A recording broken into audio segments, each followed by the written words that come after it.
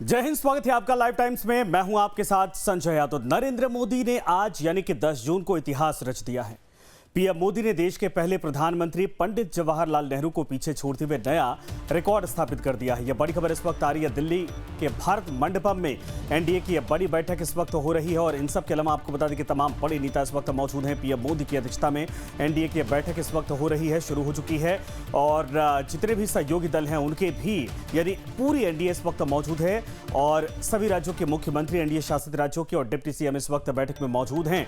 बड़ी खबर, दिल्ली के भारत मंडपम में एनडीए की यह बड़ी बैठक शुरू हो चुकी है। मोदी सरकार के 12 साल पूरे होने का जश्न मनाया जा रहा है। पंडित जवाहरलाल नेहरू के रिकॉर्ड को भी प्रधानमंत्री नरेंद्र मोदी ने तोड़ दिया है। सबसे ज्यादा समय तक प्रधानमंत्री के तौर पर देश को सर्व करने का रिकॉर्ड लोकतांत्रिक तरीके से चुने गए प्रधानमंत्री के तौर पर ये नरेंद्र मोदी के नाम हो चुका है। यह बड़ी खबर इस वक्त आ रही है। तालियों से वेलकम किया गया और पीएम का अभिनंदन। यह बड़ी खबर, पीएम मोदी की अध्यक्षता में एनडीए की बड़ी बैठक इस वक्त चल रही है।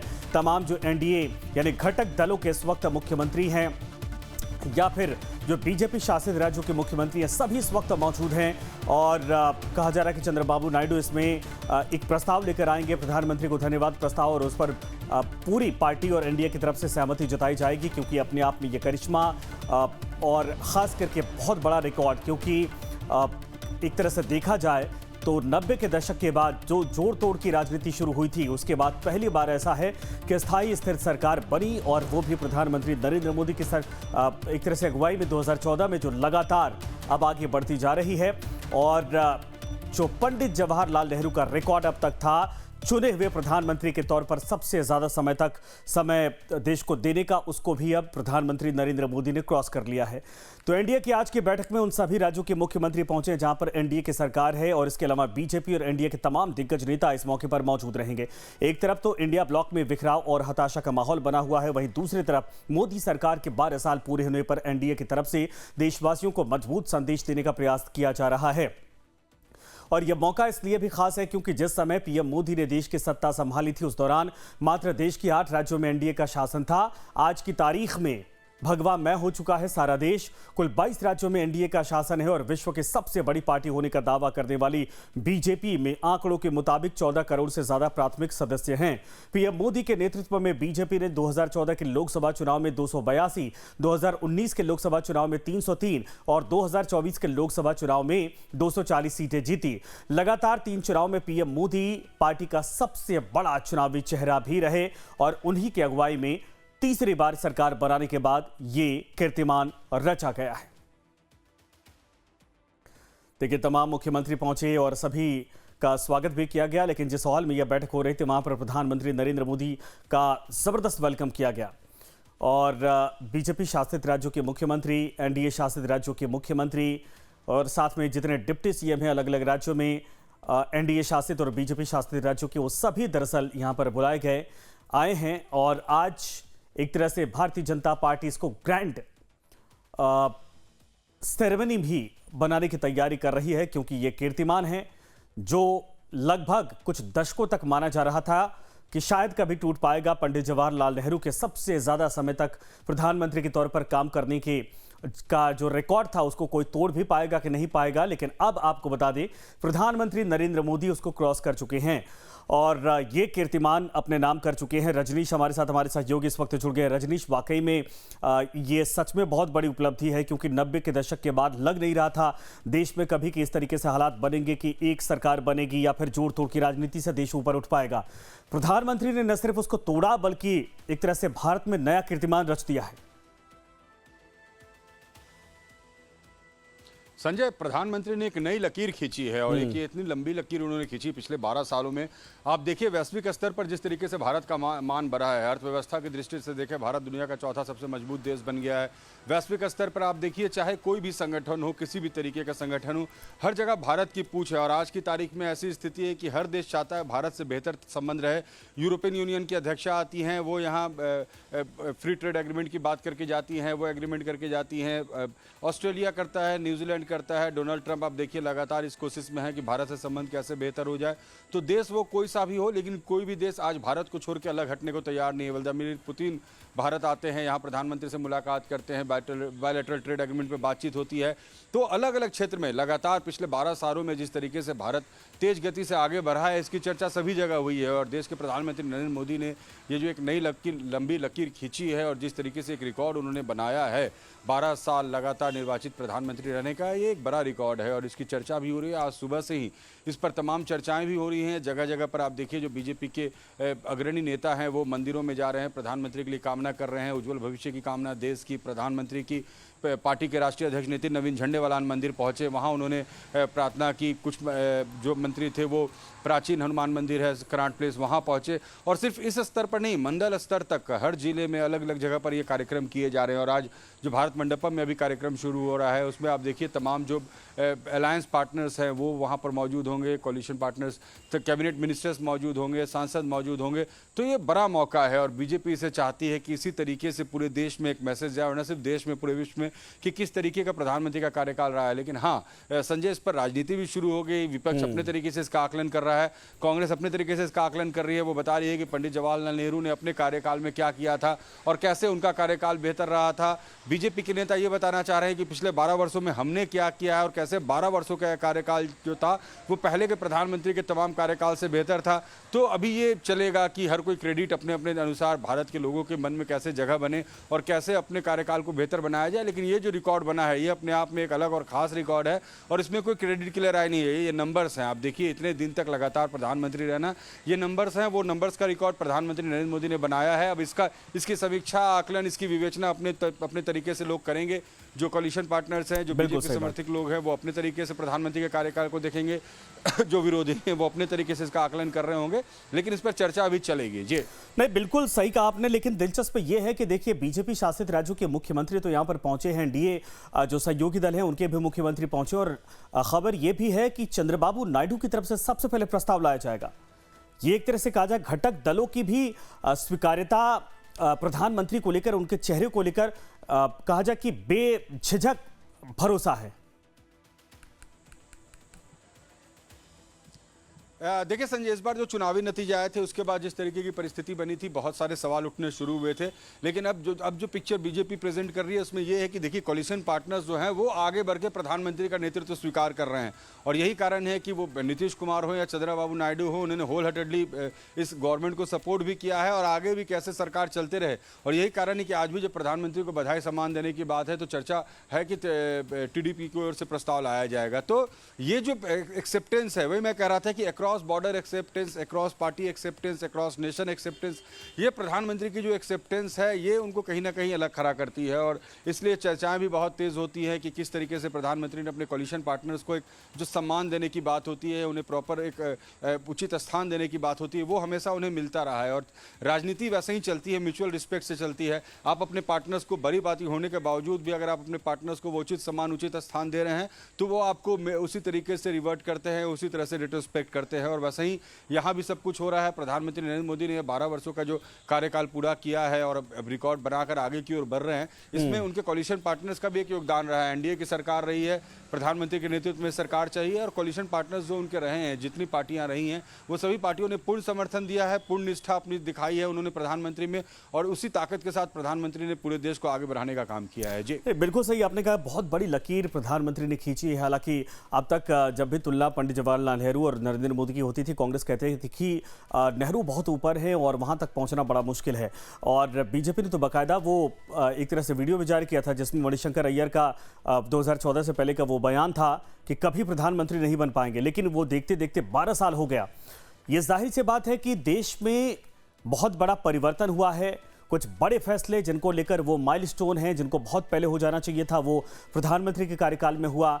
और ये जो परिवर्तन इस वक्त देश के भीतर दिखाई दे रहा है, इसके एकमात्र प्रणेता प्रधानमंत्री नरेंद्र मोदी और उनका विजन ही माना जाए। बिल्कुल, देखिए आप संजय, देखिए जितने निर्णय लिए गए, और चाहे जैसे इंटरनेशनल बॉर्डर की ही बात कर ले, वहाँ जो निर्णय लिए गए, जिस तरीके से सर्जिकल स्ट्राइक किया गया, जिस तरीके से पाकिस्तान को मुंह तोड़ जवाब दिया गया, ऑपरेशन सिंदूर, आप तमाम उरी में सर्जिकल स्ट्राइक और जो तमाम चीज़ें होती रहीं, वो बताती हैं कि किस तरीके से राष्ट्र की और सीमा की सुरक्षा भी प्रधानमंत्री के एजेंडे में सबसे ऊपर में रहा है। वो प्रधानमंत्री ने हमेशा ये तय करके माना है कि भाई हम अपनी सीमा की सुरक्षा करेंगे, अपने लोगों की सुरक्षा करेंगे, और भारत की तरफ अगर कोई 1 इंच बढ़ने की कोशिश करेगा तो उसके खिलाफ वैसे ही कार्रवाई होगी जो दुश्मन के साथ होती है। तो जैसा मैंने कहा कि अक्रॉस पार्टी लाइन भी आप देख लें, भले दबे स्वरों में बहुत सारे लोग इसको एक्सेप्ट भी करते हैं कि हाँ, प्रधानमंत्री के कार्यकाल में बहुत सारे ऐसे निर्णय लिए हैं, धारा 370 से लेकर तमाम ऐसे निर्णय हुए हैं जिससे भारत का कभी कद बढ़ाया है और भारत के अंदर एक कैसे बेहतर माहौल में भारत का विकास हो सके, इसके लिए भी एक हमेशा से कोशिश रही है। देखिए, अभी मैं राज्यसभा से एमपी ने जो इस्तीफा दिया टीएमसी की, उनसे मैं भी सवाल यही कर रहा था संजय कि आपने इस्तीफा दिया, आज आप खबर में हैं और प्रधानमंत्री नरेंद्र मोदी के 12 साल हुए, कैसे देखते हैं आप उनके कार्यकाल को? तो वो भी कह रही थी, भले वो टीएमसी में थी आज सुबह तक, लेकिन वो भी कह रही थी कि नहीं, प्रधानमंत्री नरेंद्र मोदी का जो कार्यकाल रहा है, पूरे देश का तो मैं नहीं बता सकती, मध्य प्रदेश और गुजरात तो मैंने किया, लेकिन हाँ, असम में मैंने देखा है कि असम पिछले 10 सालों में जिस तरीके से बदला और असम का जो विकास हुआ है उसमें प्रधानमंत्री का नेतृत्व जो है वो वहाँ दिखता है असम के विकास में।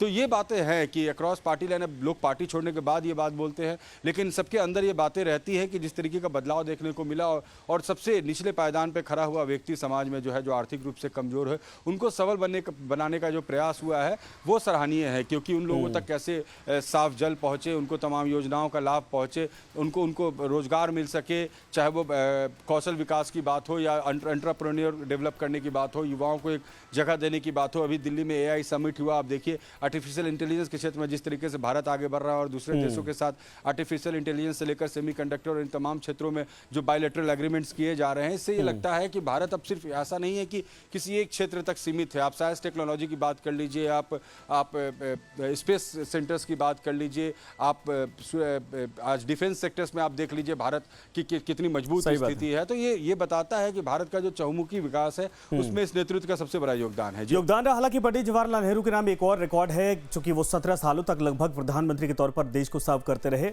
और 12 साल वो निर्वाचित तौर पर रहे हैं, लेकिन 5 साल वो घोषित तौर पर रहे, 47 से 52 तक।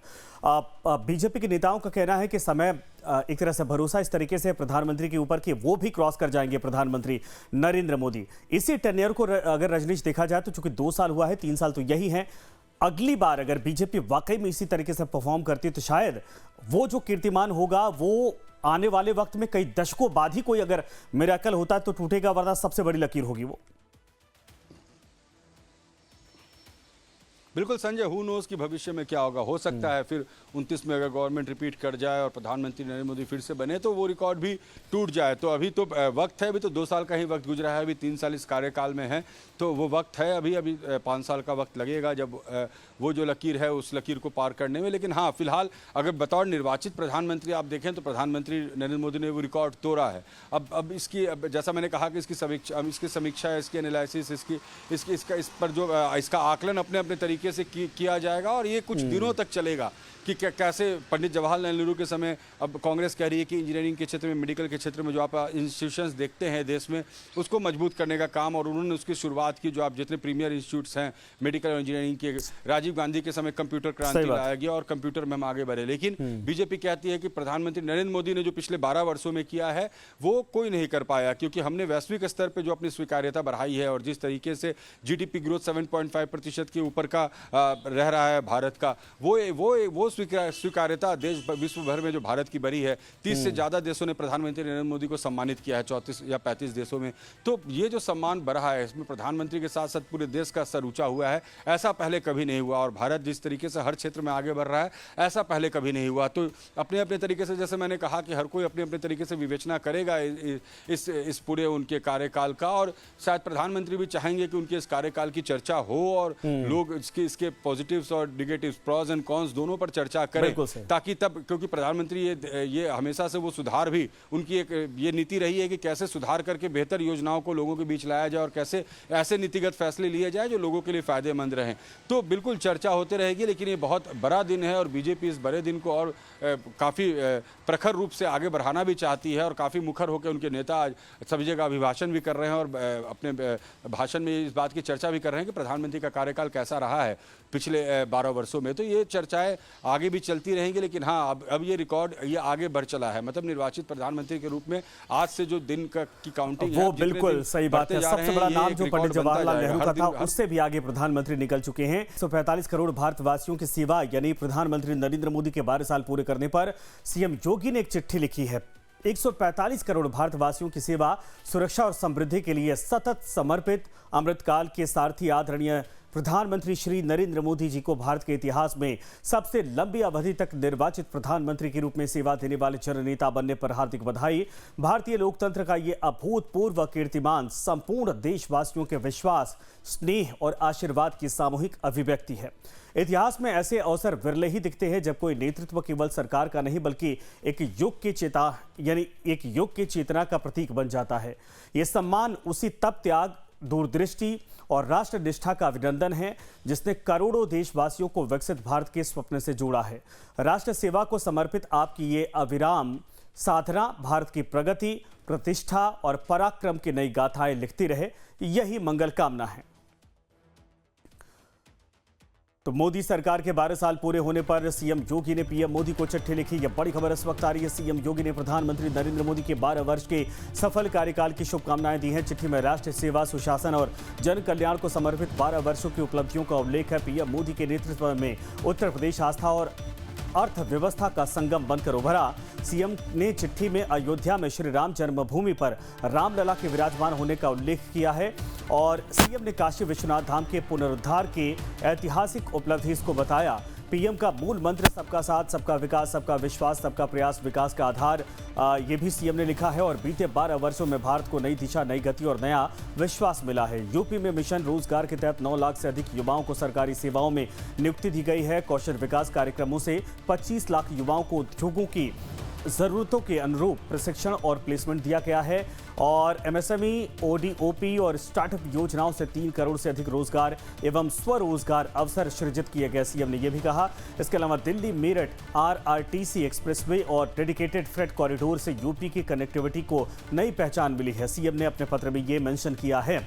इसके अलावा विश्व स्तरीय एक्सप्रेसवे नेटवर्क के दम पर यूपी बना देश का एक्सप्रेसवे प्रदेश। सीएम ने स्मार्ट सिटी, मेट्रो, एयरपोर्ट और औद्योगिक कॉरिडोर से निवेश और व्यापार को मिली नई गति। सीएम बेहतर कानून व्यवस्था और निवेश अनुकूल माहौल से यूपी बना निवेशकों की पहली पसंद।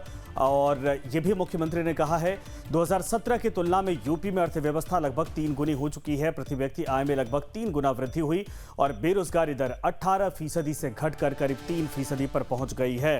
रजनीश हमारे साथ। रजनीश, प्रधानमंत्री को संबोधित करते हुए जो मुख्यमंत्री योगी आदित्यनाथ का यह पत्र है, जाहिर सी बात है देश के विकास को लेकर, बड़े फैसलों को लेकर चर्चा आज तो हो ही रही, लेकिन यूपी में क्या कुछ परिवर्तित हुआ है इन 2017 से लेकर 2026 तक और खास करके 2024 से लेकर 2026 तक, ये प्रधानमंत्री के योगदान की वजह से कई सेंट्रल योजनाओं का परिणाम है?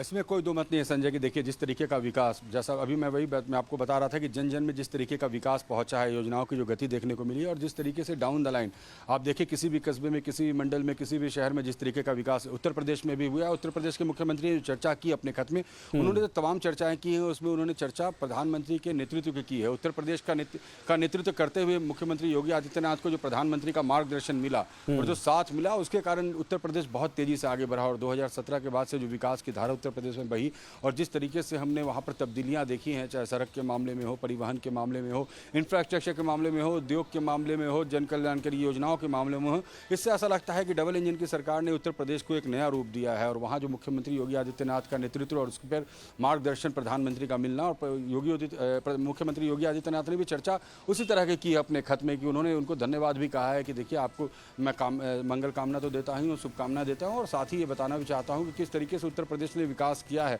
और उसमें केंद्र सरकार की और खास करके प्रधानमंत्री के नेतृत्व की कितनी महत्वपूर्ण भूमिका रही है।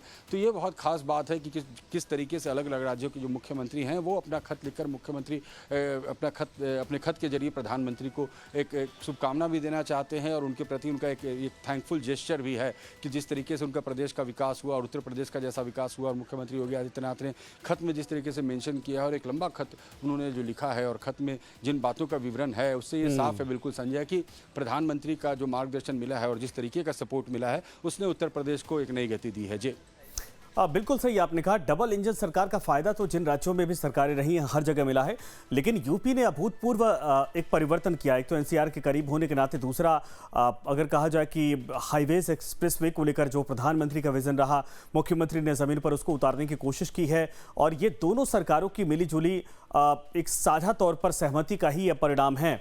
लेकिन यूपी में चूंकि 2014 की बात करें, 19 की बात करें, जिस तरीके से लोगों का विश्वास रहा, सबसे ज्यादा सीटें निकली 2024 को अगर छोड़ दिया जाए, ये साफ तौर पर दिखाता है कि प्रधानमंत्री को इस उपलब्धि को हासिल करने में यूपी की बड़ी भूमिका रही है, यूपी के लोगों की।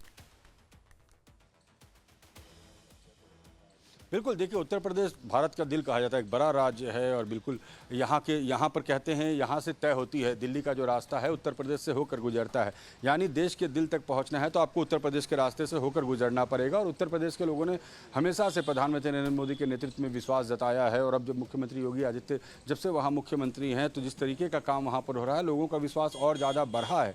खास करके उत्तर प्रदेश के लोगों का विश्वास बढ़ा है। और देखिए उत्तर प्रदेश में अगले साल चुनाव भी हैं और जिस तरीके से लोगों का विश्वास बढ़ा है मुख्यमंत्री योगी आदित्यनाथ के साथ, मुख्यमंत्री योगी आदित्यनाथ जो आज आभार प्रकट कर रहे हैं प्रधानमंत्री के प्रति, वो ये बताता है कि किस तरीके से प्रधानमंत्री नरेंद्र मोदी ने जो साथ दिया कि उत्तर प्रदेश आगे बढ़ सके। और मुख्यमंत्री योगी आदित्यनाथ ने जो नहीं, बिल्कुल रजनीश। खैर, मुख्यमंत्री योगी आदित्यनाथ तो 17 में आए, लेकिन 14 से लेकर 19 का मैं चुनाव का जिक्र कर रहा। जनता का बड़ा भरोसा रहा, बहुत आशीर्वाद प्यार मिला। और देखिए लगभग करिश्माई तौर पर वहां जितने लोकसभा सीटें रही, वो भारतीय जनता पार्टी जीतती रही, जिसकी वजह से प्रधानमंत्री को और मजबूती मिल पाई थी। शुक्रिया हमारे साथ जुड़ने के लिए और ये जानकारी साझा करने के लिए। लेकिन 12 साल बेमिसाल के तौर पर भारतीय जनता पार्टी इस पूरे मौके को इस वक्त प्रचारित कर रही है।